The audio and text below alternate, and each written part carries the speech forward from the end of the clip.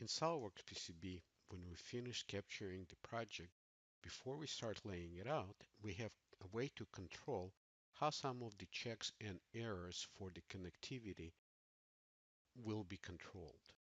Going into project and project options, connection metrics, it can control how the reporting errors will be done. Let's look at the power pin, and the power pin allowed to connect to another power pin. But for the power pin to connect to the input pin, it is set to error. And by selecting it, we can toggle between fatal error, allowed, warning, or error. So this is where we control what pins allowed to be connected or not. Let's select the error reporting tab and scroll down to the violation with nets and select floating label. Again, under floating label, we can change the warning to no report, warning, error, or fatal error.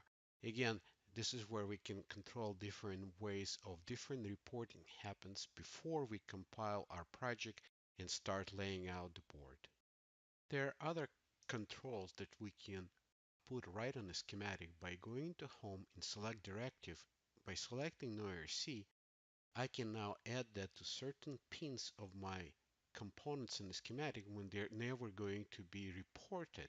So I can put no ERC. So during the compiling, they will never be reported in my error list.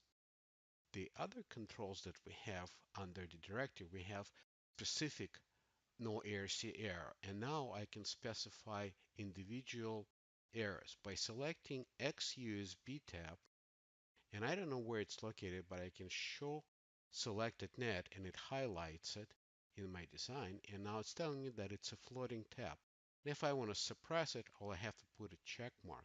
And this is how we can control either individual pins or individual nets inside the schematic by using our directives. Powerful way to control your error reporting for your schematic.